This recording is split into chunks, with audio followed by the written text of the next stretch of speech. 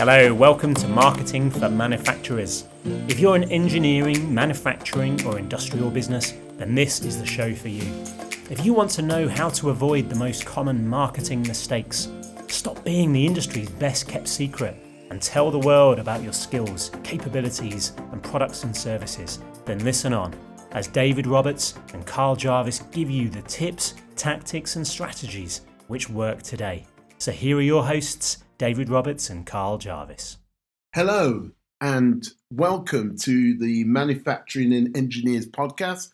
I'm David Roberts, MD of JDR, and with me we have our own JDR Manufacturing and Engineering Specialist, Carl Jarvis. Good afternoon, John. Yeah, good afternoon. How the devil are you? Again, Dave. Yeah, great, thank you. Yeah, Brilliant. Looking forward to this session again, because I know we're in the first podcast we did, it went really well, or hopefully the listeners will think that. And so it'll be good to actually now have a chat about this book. Absolutely. And just so that everyone knows, what we're talking about is if you go to our website, you will find our guide, the 7 classic marketing mistakes made by manufacturers and engineers and how to avoid them. And this podcast is all about that guide. Now, you're welcome to download it and go through it in your own time, but we feel that we can add some value by explaining some key points from the guide. Yes? So, Carl, with no further ado, let's talk about the number one mistake that manufacturers and engineering companies can make, which is really basically what it is it's working with an outdated marketing strategy, or at some level an obsolete marketing strategy. Yeah. And what I've tended to find is that too many manufacturers don't do any strategic review of their business at all, and so essentially they just operate. And of course, when you're operating, you just sort of like, in the day-to-day sort of grind of it all, and you're going through and you're doing what you need to do, and and you've got all sorts of pressures from various different angles that you're looking at. And of course, one of the things is that because you get caught up in that, you don't really sort of like allocate the time to be able to sit down and really start to think through, what the marketing strategy of the business is. And even what the strategy of the business is in that respect. So what I wanted to outline to people is just that sort of process of saying, you need to sort of like pull back and really start to think about your business and the strategic elements of the business. And the way I talk about that in the booklet is this analogy of the telescope, the microscope. And what I tend to ask clients when I'm working with them is like, what method did you use to arrive at your current marketing strategy? Did you use the telescope or did you use the microscope? And of course, I always get a giggle because most people say, well, we use the microscope. We're looking down the microscope right in front of us. What's right there and then? And we don't tend to do any of the telescope stuff.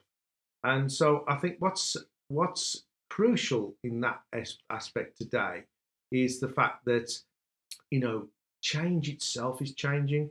So essentially, what was working well, a few years ago, isn't necessarily what's going to work well in the future.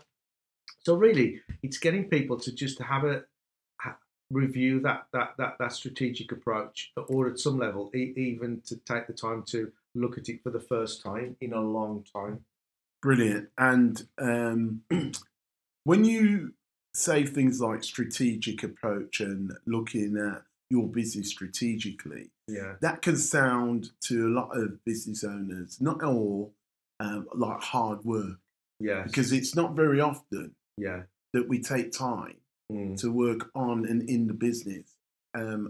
Many people have heard that phrase before. But by talking to someone like you, they could do it very, very quickly. And because the strategic overview is not as difficult as it sounds, is it?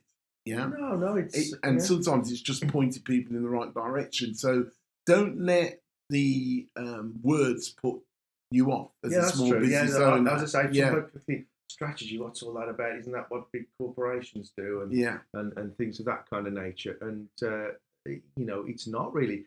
All it is asking some really profound questions that you just never tend to sort of ask of yourself and the business.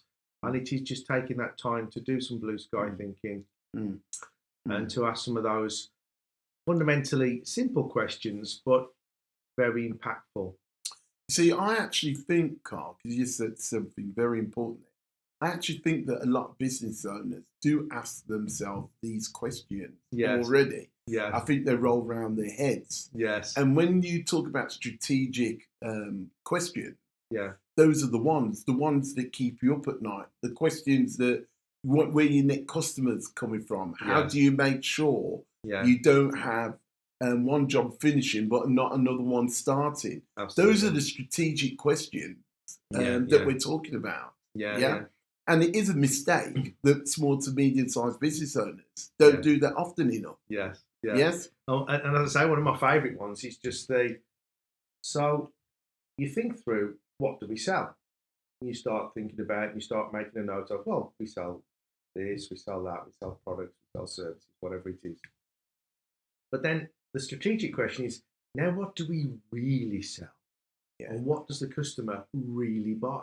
Because it's not necessarily, in a lot of cases, almost exclusively the same as what we do when we kind of considering,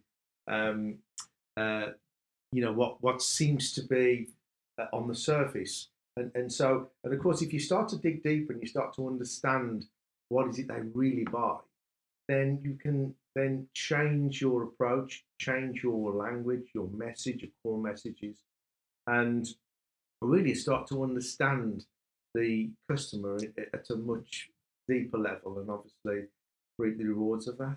Yeah, and it is a really satisfying and profitable thing to do for your business, and it's really not that difficult.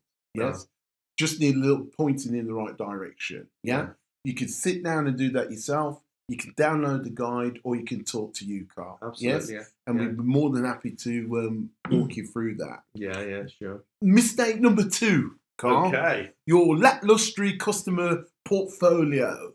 Yes. Right. Okay. So this is a classic for me, because what you tend to do, I'll go into a client and I start to look at their customer portfolio strategy. Well, first of all, they go, what on earth is that? Yeah. But ultimately, what it is when you start the business, you tend to have an approach which is get the work in. Yeah. Right? Yeah. If we can find some customers, we just want to get the work in. Right? Yeah. If they can pay, we want to get the work in. That's right. Yeah. Not for everybody, Carl, I'm sure. Get the work in. But of course, over time, what happens is that you start to take on customers and that don't really quite fit, or they're hard work, or they're late paying, or they're sort of over sort of demanding that sort of thing, And so what you need to do, you need to actually look at your customer base, and you need to then start to break it down and say, well, part of actually this process is jumping back to the first mistake, which is part of the strategic review, is what's the definition of that ideal dream customer? Yeah. Who would be just the perfect customer? And you need to spend the time to define who that is. Yeah. Because then that ties into the next, what we're talking about now, which is the fact that you've got to look through that database and you've got to say to yourself, which customers are just great? We love dealing with us. They respect us. They like what we do. They're happy to pay our prices, all those kinds of things. And then almost what I say to clients is to break into 3. There's the customers that are your top customers, that are the ideal customers. Not top, ideal, I think is one more I'm looking for. Then there's the ones at the bottom. They're the bad ones, the hard work noise. And those in the middle, which kind of, not too bad. So the thought process then is to say, okay, then, let's say we were an investor, a property investor. We've got certain properties that are great, they're paying a good yield, they're in a good place, and all the rest of it. You got those in the middle, which you could do something weird. You could do them up, change the tenants, whatever you need to do. Or there's the ones at the bottom where you just say, you just got to get rid of those, just sell them off so you can free up that cash to buy some more of your ideal properties. And what you want to do a similar thing with your customer portfolio, because ultimately the makeup of that customer portfolio in 2 to 3 years' time can be the result of your intended thoughts and intentions, rather than just whatever happened to come through through the door. Does that make sense? Oh, perfect sense. And I see so many business owners who are spending so much time on customers that, quite frankly, when you work it all out, aren't profitable. Aren't worth the hassle. Absolutely. And soak up all your time. But for a lot of business owners who don't do effective marketing, one of the reasons why they hold on to them is because they don't know where the new customer to replace them is coming. That's what this guide's all about, and that's what we're talking about. Get away from that by looking at marketing in a different light. Because the thing is, as you say, if you're doing some really good, superior, consistent marketing, then that's going to create a flow of new customers, which are then going to put you in a better position to, I guess, have more options in terms of how that makeup of that customer portfolio is going to look. Absolutely. Another thing that puts business owners from doing that is because marketing takes time. It's not something you can turn off and on like a tap. And you've got to invest in it before you see the return. Absolutely. And I'm just going to be open and honest. And a lot of business owners think marketing doesn't work, but it does work if you look at what we're talking about today. And have the time, work with a good company, who's not going to fool you full of fluff. Absolutely. And strategically go about it so that it's a win-win. So please, for anyone listening out there, Carl's 100% right with that mistake. Don't make it. Absolutely. Find good customers. Spend the time. Spend the time to consider your customer portfolio. Absolutely. And think, what do I want that to look like in 2 or 3 years' time? And if you don't, and if you do that, then you've got more chance of being where you want to be, rather than just where you happen to land. Absolutely. And we're smiling because we know it works. We're smiling together. And if you listen and put some of this into action. That's right. Sometimes people go into the company and say, boy, you've got some great customers there. Well, to a certain extent, that didn't happen by chance. Correct. You did a methodical process to get into that place. Absolutely. You know what I mean? And what everyone needs to know is that if you have a good system that's methodical, repeatable, and you can get your good customers in on a regular basis. Now, however, mistake number 3 is that somebody wakes up one day, do you know what? You know what that Carl and Dave was talking about? We're going to implement that. But I ain't got the time. Oh, know what? I'll get who, Carl? Jessica in the corner. No, there's nothing wrong with Jessica in the corner. No, absolutely except for one key thing. It's probably she's the most, or he is the most junior member of staff that happened to be, put an advert in the paper one day for you. And all of a sudden, they're the marketing executive, and clearly they haven't got any marketing experience. I'll tell you what's funny about this. Is I do some work through the European Union for Horizon 2020 program. And of course I've seen this in the UK, but this program is Europe wide. So through this program, I ended up with working with a new client in Turkey. And they developed a new product. Anyway, so I had the first meeting with the 2 owners of the company, and we had a really good meeting. And part of this is I do the marketing coaching for them. Anyway, the next meeting we had, that sent this young girl in that they'd just taken on from university and says, I'm now looking after the marketing. And I just said, well, what's your experience in marketing? Well, I haven't done any before, but I'm sure it can't be that hard. And I just, oh my gosh, it doesn't matter what country you're in, it's exactly the same situation. The thing about it is that if I hear one more time, well, it's a young man's game. It's all this digital stuff. That you're on social media a lot, Yeah, aren't you? you've You got a can, Facebook account, you can do this.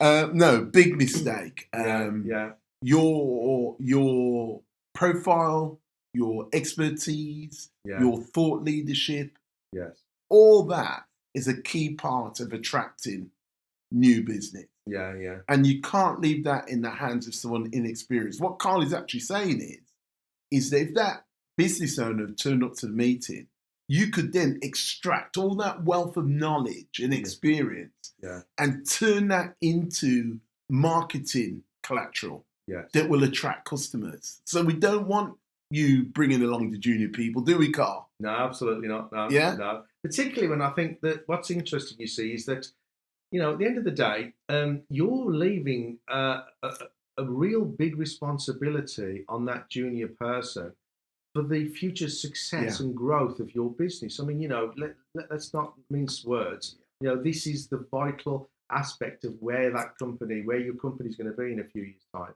And you're leaving it to this person who's got no experience, no competence or expertise in this area.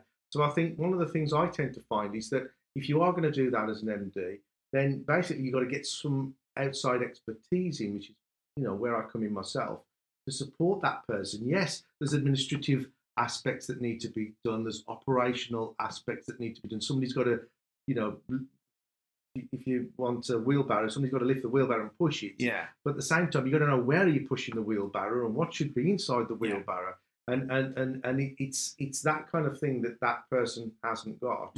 And fundamentally, you as an MD, although you're responsible for the marketing, you're responsible for lots of other things as well. So that gets so diluted that just to think that you can, rather than delegating it to this young person, you're abdicating it to them, and then you're in trouble. Absolutely right. And please make sure that we know the difference between delegation and abdication. Yeah, absolutely. Yeah, because you want to keep your fingers on the pulse with that. So just to finish off on that mistake that we're talking about right here is we don't mean to give anybody, don't take us in the wrong way. Okay, there's lots of good people out there, doing good jobs for the company. Yes? Absolutely, yeah. Always, we've come across this so many times, though. Yes, yeah, and that's why we're making it a mistake. It's not that we think that there's people in the businesses who aren't capable. Yet the key is what you said.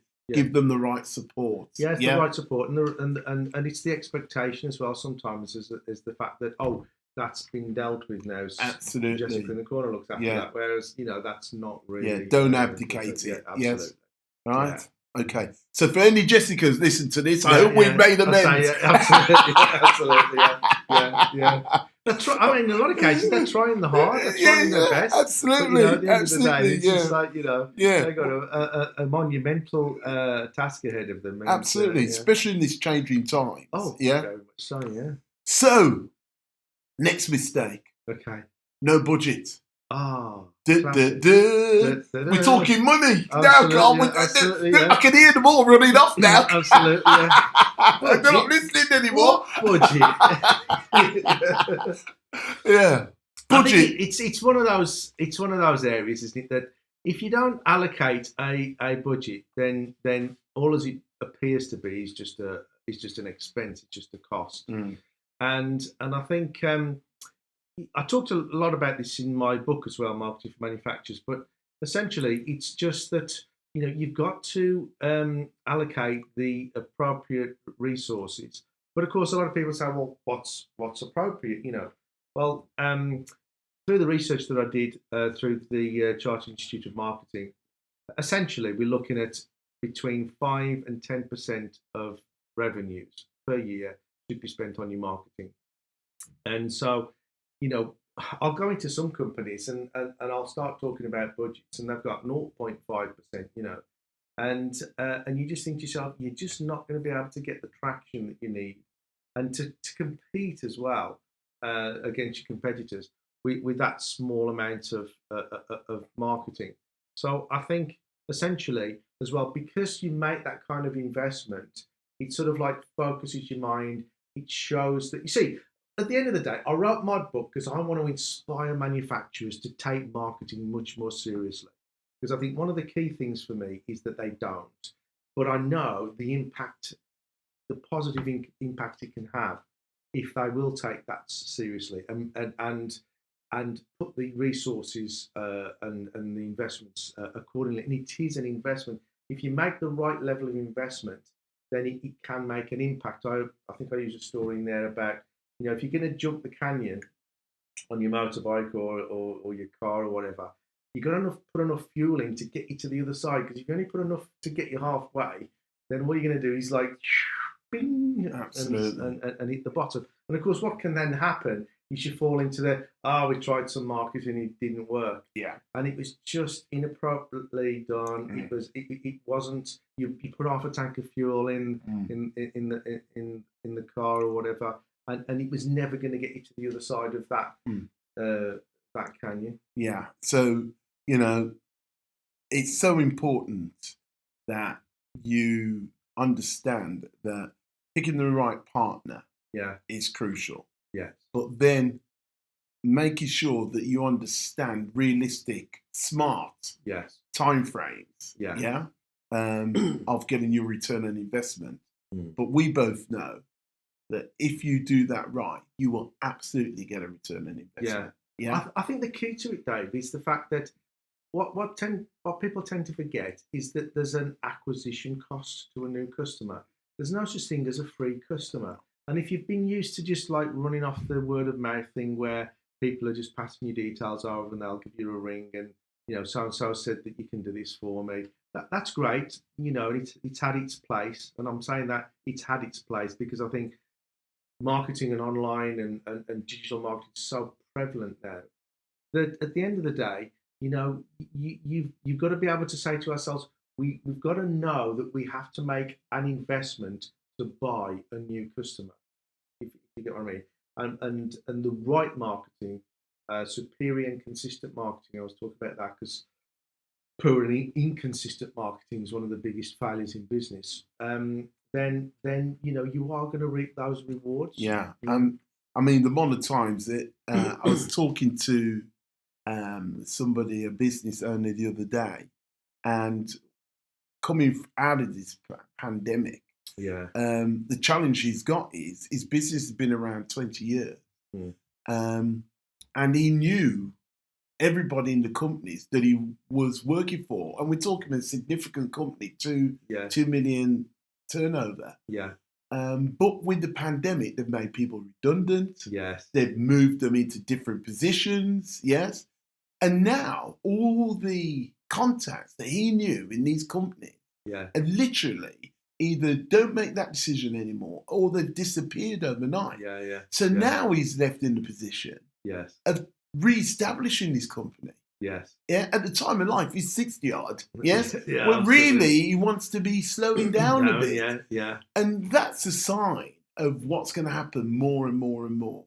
Well, how you got to position your company in this day and age is invest in the channels that's going to attract new customers to you. Absolutely, and I think understand that vulnerability as well, because I think that's one of the other things as well. That when you're in business, really what you need to do is assess those different vulnerabilities, and marketing could be one of those, or as you say, key people in your business and things of that sort of nature. So it is worth looking at what you're doing and saying, okay, then so this is the way things are. Almost back to the first one again, the strategic viewpoint of like, this is the way things are now.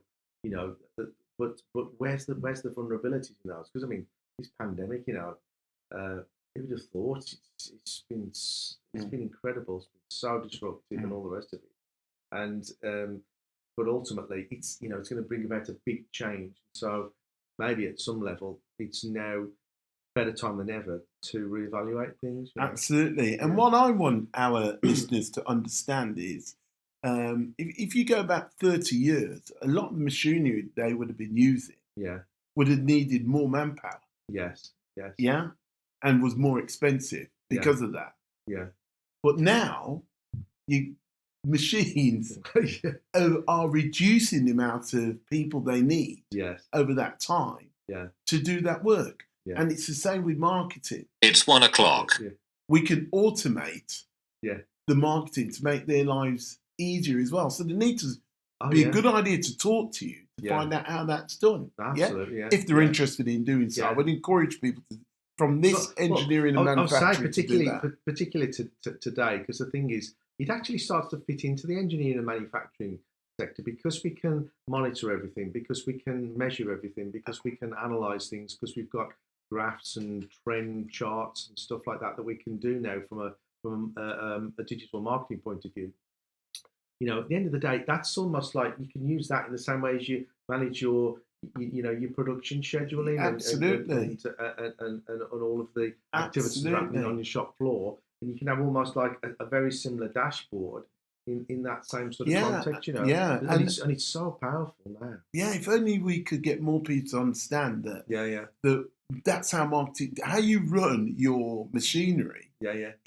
And how effective it is. So, yeah, is exactly how you get a return on investment. Your marketing by looking at the numbers, looking at the efficiencies, and acting accordingly to it. Absolutely, yeah. But talking about machinery, Carl, how can it be a mistake to invest in new machinery? Anyone would have thought that's a great thing. Got new machinery. Yeah, you would have thought so. So come on, Carl, what's the challenge with that?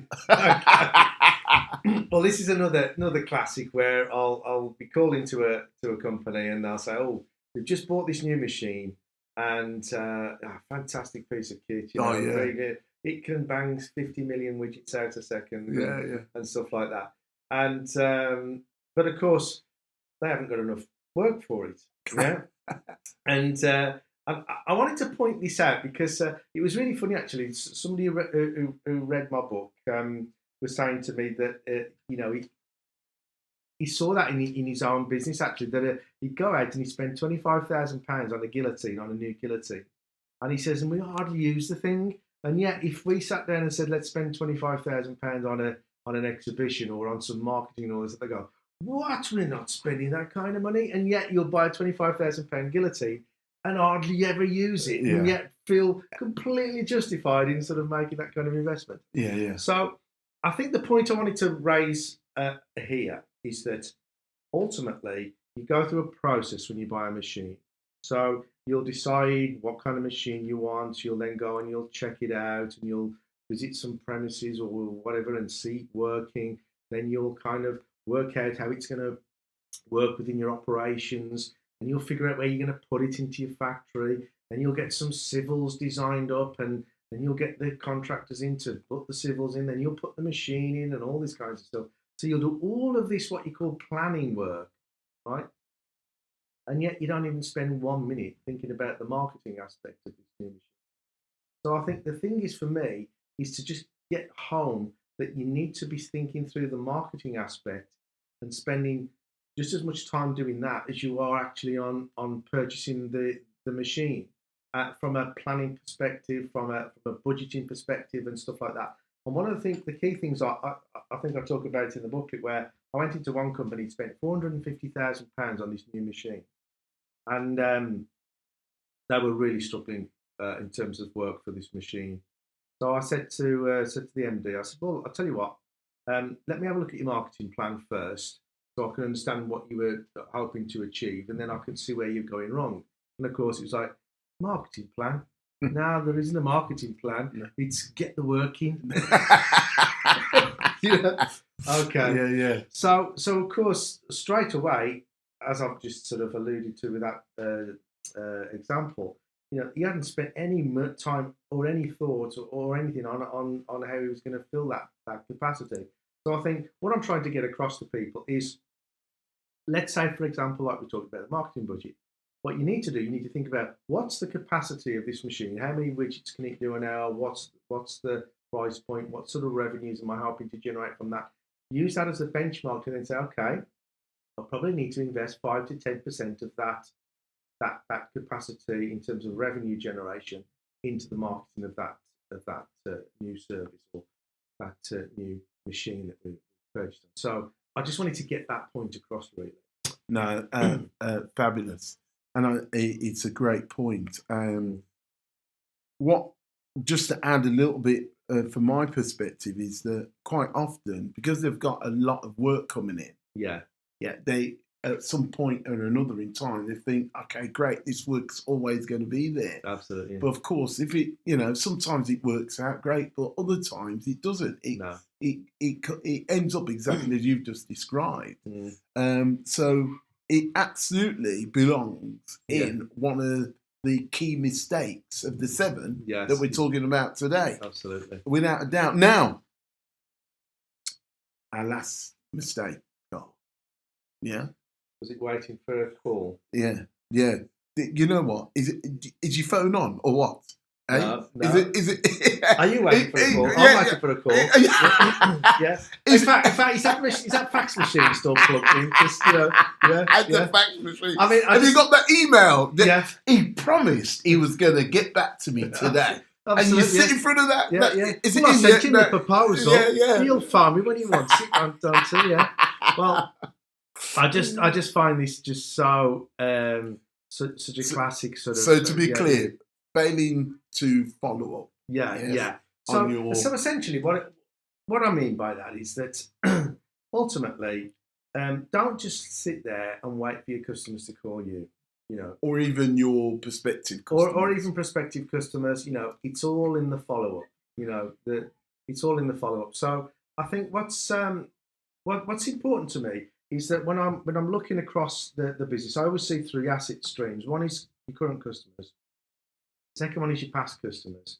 I'm jumping to the next one, aren't I? I'll come to that in a minute. So basically, all I'm trying to say is, do follow up with your customers in terms of just keeping in touch with them, getting back to them, ringing them up. If they haven't bought anything for you a while, ringing them up. In fact, there's a client I'm working with at the moment, and we've gone through all of their trade buyers. So they've got like these trade buyers, and well enough, they've got all these different trade discounts, and they've never gone through the exercise of going back through those distributors, finding out how much did they spend with us in the last 12 months, and are they on the appropriate trade level?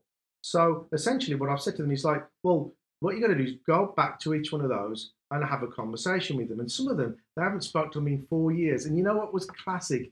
The one, they rang them up. They said, hi, well, you haven't bought from us for a few years. And they says, oh, we thought you'd shut down. We said, no, we haven't shut down. We're still here. And they placed a £10,000 order on them there and then. Wow. So if they hadn't made that proactive phone call, and I think that's what I'm talking about here, not reacting to clients and customers coming to you. Or you got no work coming in. Or you got no work coming in.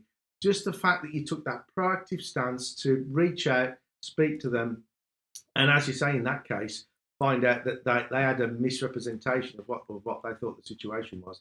Then all of a sudden they'll say, oh, yeah, actually, we do need to place some business with you, or, is there something we can do together and all that sort of stuff. So I think the key to it is just to make sure that you don't just sit there and say, they'll call us when they want something. No, you keep in touch with them. Take the proactive stance. I think that's what's important. I think that also, what I would add to that is that when you are proactive, and there'll be many leaders, business owners, marketing people possibly listening to this, and well, we do that. Yeah. But do you do it consistently? Yeah. Yeah. Are you building the relationships with all your customer base? Yes. Or is it just transactional? Yeah. Absolutely. That's true, rather than a relationship. Yes. Yeah. Or they've had those 100 widgets. Great. There you go. And you don't hear from them again. You don't contact them until the next time they want 100 widgets. Yeah. And all you're doing then is people complain about, why do I always have to get my price down to get the business? Well, because you're not bringing value to your offering. So please listen to what Carl's saying here and what I'm saying, because it does make sense. It's in the guide. And by the way, in Carl's great guide, there's action points to go with everything we've been talking about today. Yeah. So it's really worth getting the guide. It's not just about contacting us in any shape or form, or even Carl. It's about, here's a guy that will help you. Yeah. It costs you nothing. Download it, Yeah. and it will absolutely pay dividends for you even if you sat and read through Well, it the yourself. nice thing is there's 20 years worth of experience there that I've like codified down, focused in on as these key areas that, if you will take some action on them, and you don't need to work with me necessarily. No. It's just thought provoking. It's just putting a position to you, and then making sure that you follow through on those. Because actually that one as well. I think it's that one there. I talk about doing strategic reviews with your customers. So every 12 months, you should get together with your top customers and just have a strategic review meeting, almost like a staff appraisal meeting. Where every 12 months, you get your staff member in. So how's it going? You don't talk about transactional jobs. You don't talk about operational jobs. You just talk about the relationship. So then you shift yourself from being just a customer and you're a supplier to a strategic partnership. Absolutely. And I think that's where you can really add the value then, as you said, Dave. Absolutely, Carl. Absolutely. So, okay. Our final mistake. Last and not least. Okay. Failing to identify the fortune that's hidden in your client base, which is what we were talking about just now. Yeah. In terms of, you can keep in touch with them. Yes. But do you recognise that all the quotes you've ever done? Yes. All the customers you've ever had, even if you've lost them? Yeah, absolutely. Yes. Yeah. Okay. Anyone at all that's on your Excel sheets? Yes. If there's somebody still using Excel sheets, or in where it should be in their CRM system, everyone in there is potential gold dust. Any inquiry? Absolutely. Yeah. Well, fundamentally, you see, I see that as like a real intangible asset of the business. And as I was just about to say, and I've jumped in before because it's not like you. I'm ahead of myself. It's not like you, Carl. To jump in. Ooh, I'm just so excited to get the information out. You're feeling it. It's hot. Can you feel the energy? Can you feel it, Dave? So essentially, I see these three value streams in a business. One is your current customers. Secondly is your past and inactive customers. And third is your non-converted leads. And the way I package that up is I talk about it as privileged information. Yeah. So you have privileged information about those companies. And what I mean by that, let's say, for example, non-converted leads. What I mean by that is companies where you've done a proposal, you've gleaned some information, you've put not somebody who rang up and said, how much is it for widgets? And you say, oh, it's £10 a widget. And they go, thank you, put phone in. That's not a non-converted lead in this context. But it's somewhere where you've gathered some data about them.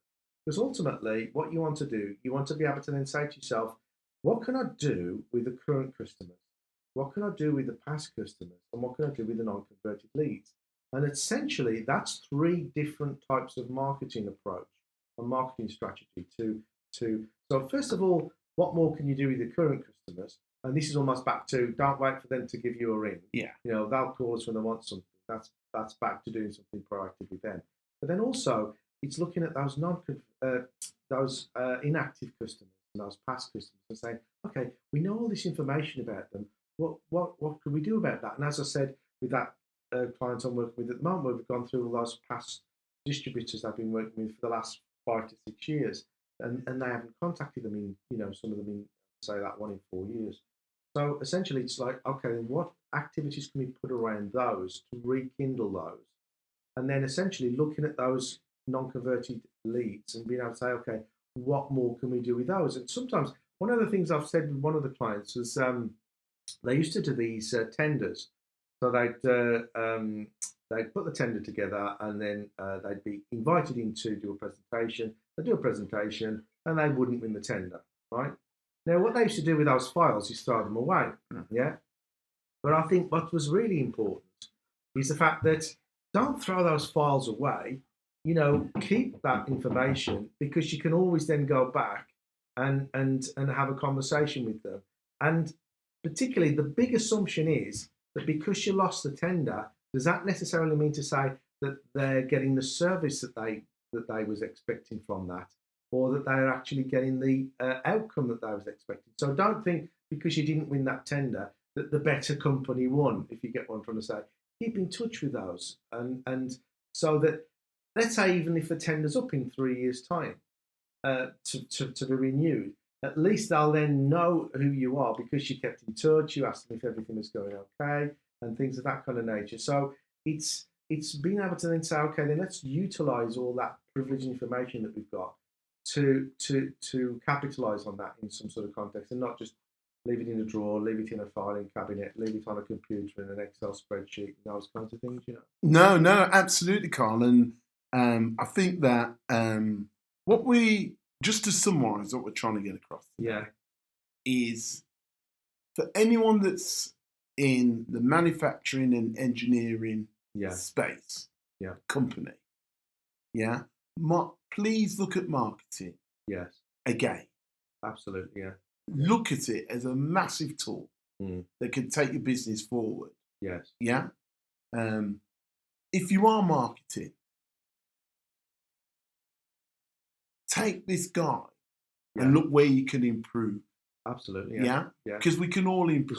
There's always something new to learn. There's always a new perspective on things. Yeah.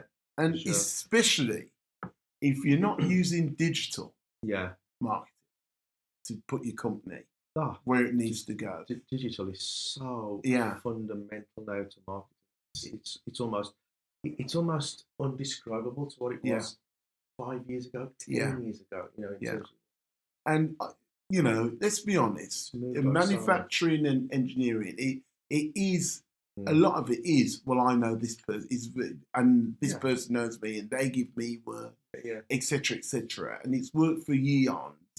And in the foreseeable future, we'll keep on working. Yes. But if you had another string to your bow, absolutely. If you could add digital, that was attracting people that you don't know. Yes. When somebody falls out with their supplier and they search, Yes. and you come up, Yes.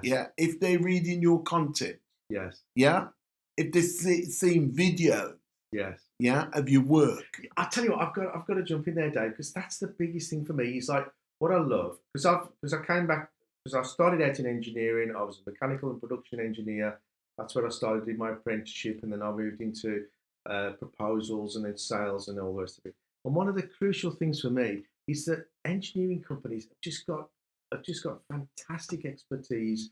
They've got world-class products. They've got world-class processes. You know, we wave that Union Jack, and the world, you know, recognises it as quality and reassurance, you know, and the best in the world and all this of it. And so you've got all these activities you're doing in your manufacturing company, and you know, get those out, sort of like almost like allow people behind the curtain to see what are your processes, what are your systems, what are your software, what are your expertise, what's the expertise of you guys and gals, you know, this kind of thing, and let the world know about that, because then I think all of a sudden, you see, if you want to move away from being just a commodity, then if you let people understand and having a better appreciation of your business, and that's your responsibility, not their responsibility to appreciate your business more, but your responsibility to make sure that